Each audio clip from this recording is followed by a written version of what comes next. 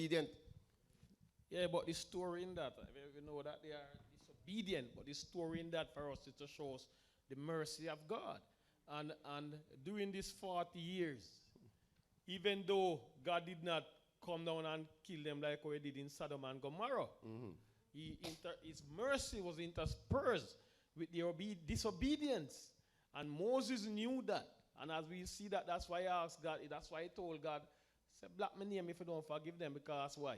God has a pattern of forgiveness, even from the plagues in Egypt. God could have started with the last plague that killed the firstborn. Yeah. And break Pharaoh immediately. But God was in the business of saving people. So he was showing all the mercies he can, and he know the innocent Egyptians that didn't know, so he fought his plague. So these 40 years of disobedience. The thing is, we are the same. But we should try. That's why I was telling the memory text. That's what Paul dealt with. He said they were baptized, they did the communion. But they all fell in the wilderness. Why? Because of their evil desires, 1 Timothy 11. And the evil desires, he mentioned idolatry, grumbling, sexual immorality.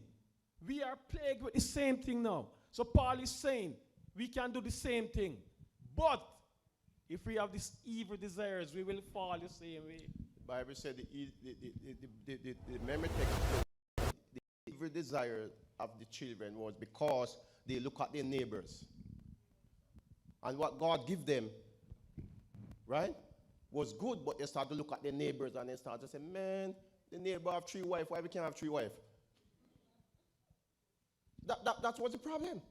The neighbor have one mansion from here to there, why we can't have a mansion from here to there? God give them what God give them, they was satisfied with that. So they start to look and start to want what that's why Israel in the first place got a king. That's why they got a king in the first place. Because of what? Grudgeful. Bad mind.